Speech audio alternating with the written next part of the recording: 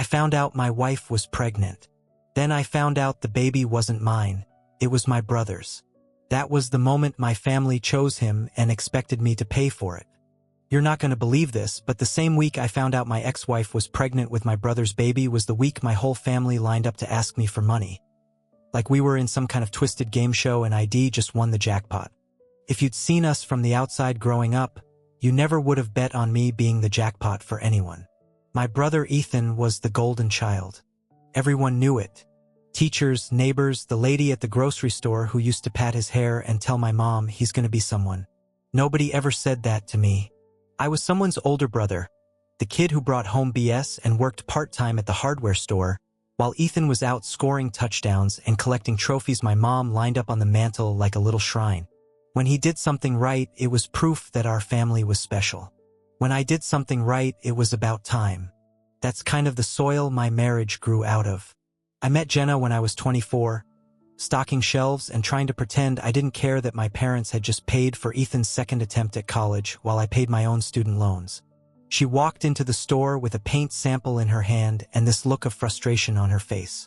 I helped her find the right shade of blue and cracked a joke about how the color looked like how Mondays felt. She laughed, really laughed, and looked at me like I wasn't just the stock guy. That look hooked me. We started dating. I'd take her out for cheap burgers and late-night drives because that's what I could afford, and she said she loved that I was real. For the first time, I felt like somebody was choosing me, not just settling for me because Ethan was busy. My parents tolerated her.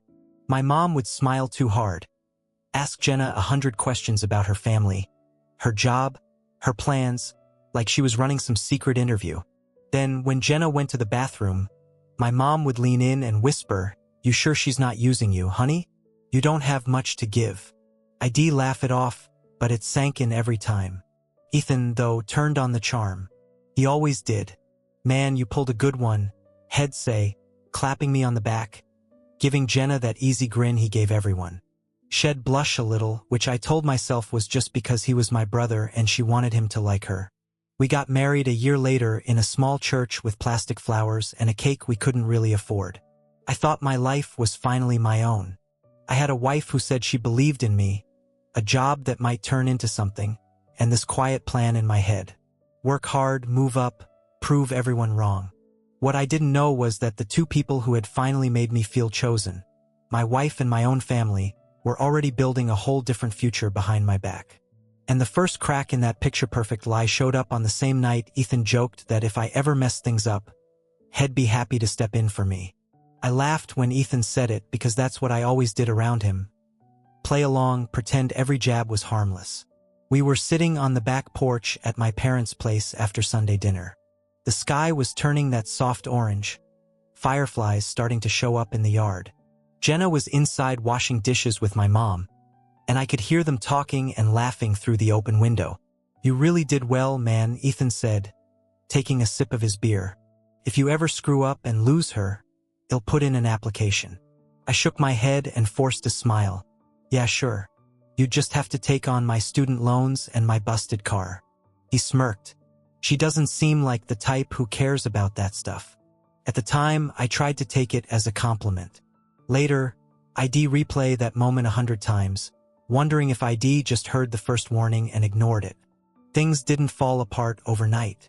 That's the hardest part to explain. There wasn't some big explosion at first, just little shifts I could almost talk myself out of noticing. Jenna started spending more time at my parents' house. First, it made me happy. I'd grown up feeling like the outsider. Now my wife and my family were finally connecting. She'd say things like, "Your mom called, she needs help with the garden," or "Your dad asked if I'd come over and help organize the old photos." Sometimes I could go with her, sometimes I had to work late. We were tight on money, and I'd just been moved to a different department that was supposed to be temporary but came with longer hours. I told myself I was doing it for us. One night, I got off earlier than expected and decided to swing by my parents' house to surprise everyone. I remember feeling kind of proud, like, "Hey, look at me, the reliable son, the husband who shows up." Their driveway was crowded. My parents' cars, Ethan's truck, and Jenna's little sedan. The living room curtains were open, and from the street I could see them all gathered around the table. My mom was laughing, Ethan stood up to say something, and Jenna leaned into him, hand on his arm. Her face tilted up like head just told the funniest joke in the world. I stood there with my hand on the steering wheel, suddenly unsure if I should go in or just turn around. It wasn't that what they were doing looked wrong. It just looked close. Too close. By the time I knocked on the door, I had already convinced myself I was being ridiculous. "Hey," Jenna called, rushing over to hug me. She smelled like my mom's perfume. I guess she'd been trying it on. "We didn't know you'd be off this early." My mom's eyes darted between us. "Well, of course you're welcome, honey. We were just having a little family dinner. Sit, sit." Ethan clapped me on the back, grinning. Look who finally decided to join the party. Everyone acted normal. Maybe they were. But I felt like ID walked into a play that had started before I got there, and nobody handed me a script. On the drive home that night, Jenna talked nonstop about how nice it was that my family finally saw my potential. "They really care about you, you know," she said. "Your mom worries you push yourself too hard." Ethan said you're the hardest working person he knows. I wanted to believe that. I really did. But something about the way she kept repeating Ethan's name made my stomach tighten. "Do you like spending time there?" I asked quietly. "Of course," she said, glancing at me. "They're your family. They're going to be our kids' grandparents someday." "Why?" "No reason," I lied. "Just asking." I went to bed that night telling myself it was all in my head, that I was just dragging old insecurities into a new life. But once a crack shows up, you start seeing others. And before long, I couldn't ignore how many of them seemed to lead straight to my brother. The first real sign that something was wrong came on a Tuesday of all days. Nothing dramatic ever happens on a Tuesday, right? It was late. I was home from work, and Jenna was sitting on the couch with her phone tilted away from me. "Who are you talking to?" I asked, just making conversation. She jumped a little. "Not much, but enough." "Just your mom," she said quickly, locking the screen. "We're planning something for your dad's birthday." "Since when do you two hide birthday plans like you're in a spy movie?" I tried to tease it out of her, but the laugh didn't quite land. "It's a surprise," she said, getting up to grab something from the kitchen. "You'll ruin it if you know." I let it go, but the image of her locking her phone burned into my mind. Before that, she'd always left it lying around, screen up, messages popping in like confetti. Now it was either face down or in her pocket. Our routines shifted. She started helping my parents more often, and if Ethan was there, it was just a coincidence. If she came home later than planned, there was always a reason. Lost track of time, your mom wanted to talk. Ethan needed help moving some boxes, the traffic was bad. Anything. One night, I called my mom while Jenna was supposedly helping her with paperwork. My dad answered instead. "Hey, where's mom?" I asked. "Bed." "She's been out since 9, he said. "You okay?" I checked the clock. 10:30. "Yeah, I'm fine. Just thought Jenna was still there helping her." There was a pause. "Son, Jenna left hours ago. Ethan drove her home, I think. Everything all right between you two?" My mouth went dry. Yeah, we're good. Thanks, Dad." I hung up and stared at the wall. Jenna had told me she was still sorting through old bills with my mom 15 minutes earlier. When she came through the door around 11, I was at the kitchen table pretending to look over work emails. She smelled like my brother's cologne, his, specifically, the one he'd been using since high school. You don't forget a smell like that when it's been living in your house for years. "How'd it go?" I asked, keeping my voice as steady as I could. She dropped her purse a little too fast. "Good. Your mom's a mess with old files. I don't know how she ever paid anything on time." "You ride with Ethan?"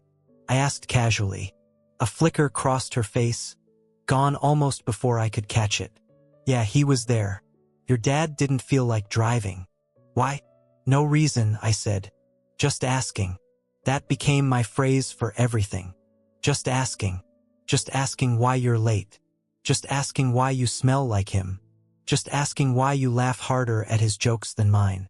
Just asking why my own life feels like a movie where everybody knows the ending but me. Then one afternoon Jenna came out of the bathroom, pale and shaky, holding a little stick in her hand. "I need you to sit down," she whispered. My heart did this strange double step, part fear, part hope. We'd talked about kids, but always someday after debts and promotions and all the things we thought we'd check off first. She set the test on the table between us. 2 lines, clear as day. Impregnant, she said. I felt the world narrow to that one word. Pregnant. Suddenly there was a future in the room with us.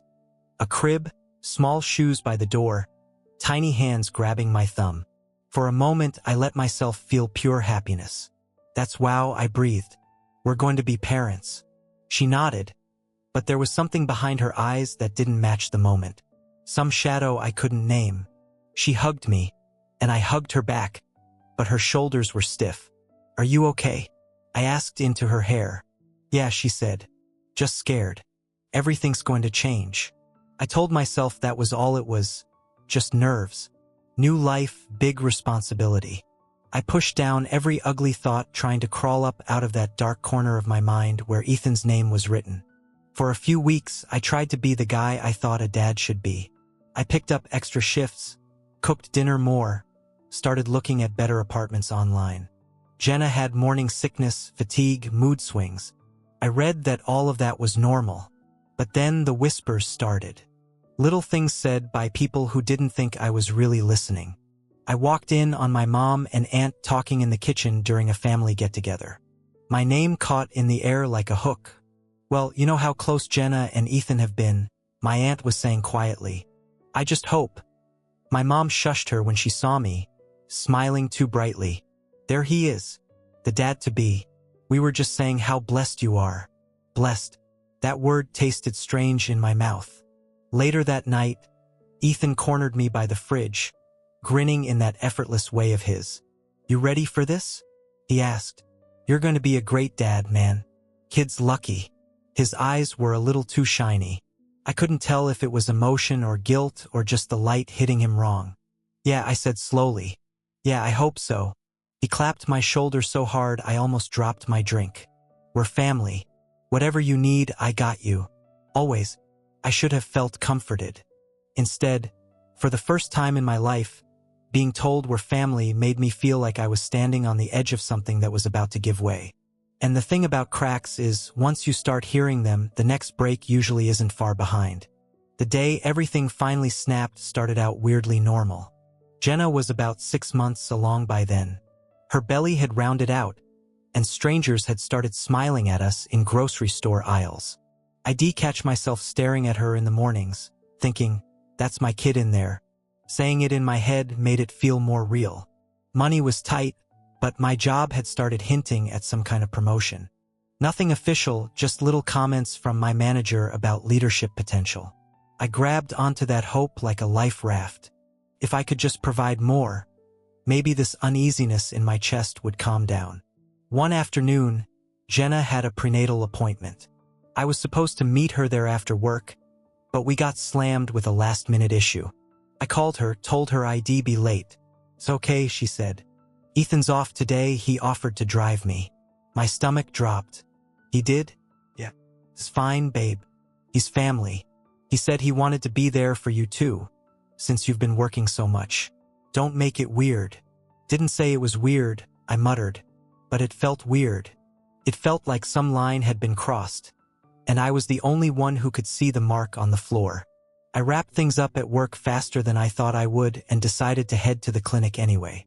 Traffic was rough, and by the time I got there, I figured the appointment would be done. Still, I went in, told the nurse my name, and asked if Jenna was still there. She checked her screen. Yes, she is. Ultrasound room 3. You can go back if you'd like, Dad. Dad. I swallowed that word and followed the hallway. The door to room 3 was mostly closed, just a small gap. I reached for the handle and then froze when I heard voices inside.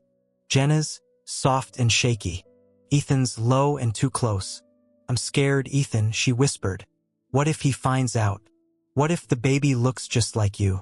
My heart slammed so hard I thought it might break a rib. He's not going to find out, Ethan said. Well, figure it out. He'll always take care of you, you know that. He'll take care of the baby. He doesn't have to know. Baby, take care of you. He doesn't have to know. The air went thin in my lungs.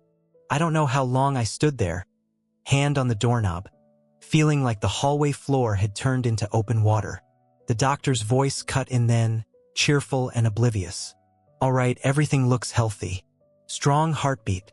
Any questions from either of you before we wrap up?" "Either of you." I stepped back from the door like it had burned me. For a second, I thought about storming in, demanding answers, tearing the whole room apart with words I didn't even have yet. But my legs didn't move that way. Instead, I turned around and walked straight out of the clinic, past the receptionist, past the rows of chairs, into the parking lot where Ethan's truck and Jenna's car were parked side by side like they belonged together. I sat in my own car with the engine off, hands shaking on the steering wheel.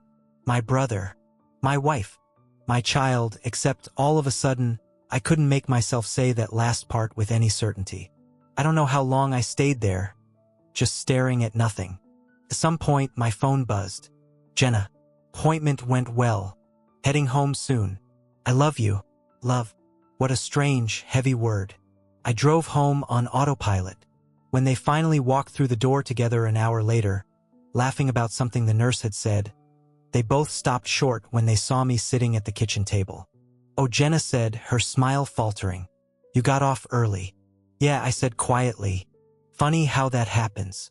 Ethan cleared his throat. "Hey man, we need to talk," I interrupted. "All three of us." The room went still. Jenna's hand dropped from her belly. Ethan's easy confidence flickered. "About what?" Jenna asked, her voice barely above a whisper. I looked at the two people I trusted most, the two people I'd built my whole life around, and finally let the words out that had been trying to claw their way free for months. "About whose baby this really is." For a second, nobody moved. It was like the whole house was holding its breath with us. Jenna's lips parted, but no sound came out. Ethan looked at her, then at me, and the confidence I'd seen my whole life finally slipped off his face. "What are you talking about?" Jenna managed. "Of course it's your baby." I stared at her. "I was at the clinic today. I heard you say you were scared the baby would look like Ethan. I heard him say I didn't have to know." The words dropped between us like a weight. Ethan swore under his breath and ran a hand through his hair, pacing a little circle in the living room. "You were spying on us?" Jenna said, grabbing onto that like it was the real crime here. "I was supposed to be in that room," I said quietly. "I'm your husband. I'm the man you told was the father." Ethan stopped pacing. "Look man, it's complicated." "No," I said, and my voice came out stronger than I felt. "It's actually pretty simple. Did you sleep with my wife? Yes or no?" He closed his eyes. That was the answer, really, but I needed to hear it. "Yes," he whispered. Jenna started crying, big shaking sobs, apologizing and reaching for me. I stepped back, because if she touched me, I didn't trust what would happen next. Whether I'd fall apart or freeze completely. "How long?" I asked. "Please don't do this," she begged. "How long?" I repeated. Ethan rubbed his face. "A few months. We didn't mean for it to happen." I laughed then, a rough, humorless sound. "You didn't mean for it to happen. You just kept accidentally ending up alone together for months?" They both fell quiet. Guilt hung on them like heavy coats. "What about the baby?" I finally asked. "Is there even a chance it's mine?" Jenna hesitated, and that hesitation was all I needed. "I don't know," she whispered. It's more likely Ethan's." My knees almost gave out. I grabbed the back of a chair and held on like I was bracing for impact. I wish I could say I delivered some perfect speech, something wise and strong. I didn't. I just kept asking the same questions, circling the same hurt, until there was nothing left to say. That night, I packed a bag and went to a cheap motel on the edge of town. I stared at the yellowed ceiling and listened to the humming air conditioner, feeling like my whole life had just been erased and rewritten without my permission. The next weeks were a blur. Lawyers shouting matches, my parents calling to tell me I was overreacting because mistakes happen and family is all we have. It stung more than I can explain, hearing my own mother defend Ethan, talk about one mistake like it was dropping a glass and not breaking a marriage. "You've always been too sensitive," she said over the phone. "Ethan's willing to step up for the baby." Can't you just forgive and move on? Move on to what? I asked. Christmas dinners with my brother and my ex-wife and their kid while everyone pretends it's mine? No, Mom. I'm done. Jenna tried to fix it for a while. She texted, called, wrote long messages about how it was a one-time thing that turned into something confusing and how she still loved me. I believed she was sorry. I just didn't believe we had anything left to build on. We divorced a few months after the baby was born. A paternity test confirmed what we already knew. The child was Ethan's. They got together officially not long after. My parents practically rolled out a red carpet. Photos of them with the baby went up on the same mantle that used to hold Ethan's trophies. If you walked into that house today, you'd think ID never existed. For a while, I thought that was the end of my story. The guy who lost his wife to his brother, the outsider in his own family again. I threw myself into work because it was the only place where effort seemed to matter more than bloodlines. Turns out, effort counts for something. 2 years later, my boss called me into his office. I thought I was in trouble, but he just smiled and slid a folder across the desk. You've been carrying this place on your back, he said. It's about time we made it official. Congratulations, you're our new regional manager. The promotion came with a raise that didn't even feel real at first. I moved into a better apartment, paid off a chunk of my debt, bought a car that didn't sound like it was begging for mercy every time I turned the key. For once, when I looked in the mirror, I saw someone steady. Not impressive or flashy, just solid. That's when the calls started. My mom, suddenly sweet in a way she hadn't been since I was little. My dad, more talkative than I'd heard him in years. My aunt, cousins, people who never had much time for me now wanted to catch up. It didn't take long for the real reason to show up. Ethan had lost his job. The business he thought he'd coast through had cut staff, and apparently being golden at home didn't mean much when the numbers were bad. He and Jenna were behind on bills. The baby needed things. My parents had stretched themselves thin helping them. We just thought, my mom said, hesitating, that since you're doing so well now, maybe you could help out your brother a little. He's going through a hard time. You know how responsible you've always been. That line right there was almost funny. I'd been the responsible one my whole life, it was just the first time anyone admitted it. You want me to give money to Ethan, I repeated slowly. The brother who slept with my wife and lied to me for months. He's still your brother, she said. And that baby is still your blood. I closed my eyes for a second. I pictured that child, innocent, caught in the middle of all this. None of what happened was the baby's fault. But I also pictured the night outside the clinic, the way my parents had circled around Ethan later like he was the one who needed protection from me. I'm sorry they're struggling, I said. Truly. But I'm not your backup plan. You made it clear years ago where I ranked in this family. I had to build my life without your help. They can do the same. My mom started crying, telling me I was being cruel. Maybe to her it sounded that way. To me, it felt like the first time I'd ever drawn a line and actually stood on my side of it. After we hung up, I sat there for a long time, phone still in my hand, wondering if I'd done the right thing. The guilt tried to creep in, it always does. That little voice that says, good sons sacrifice themselves. Good brothers forgive anything. But then I thought about the younger version of me, the kid who watched his brother get everything handed to him while he was told to understand. The husband who worked late nights while his wife and brother played house behind his back. The man who walked out of a clinic that day feeling like the world had tilted sideways. If Eve learned anything from all of this, it's that forgiveness and access are not the same thing. I can let go of the anger without reopening the door for people who burned the house down. Sometimes I still wonder about that kid. My nephew. I hope Ethan's a better father than he was a brother. I hope Jenna found the courage to be honest, at least with herself. I hope my parents realize one day what it costs to choose their favorite over their faithful. As for me, I'm okay. Really. My life isn't some movie where everything gets tied up with a perfect bow. There are still lonely nights, still moments when a song or a smell brings it all back. But there's also peace. Quiet, unremarkable peace. I go to work. I come home to a place that's mine. I cook for myself, read, go for walks, talk to people who see me for who I am instead of who I am not.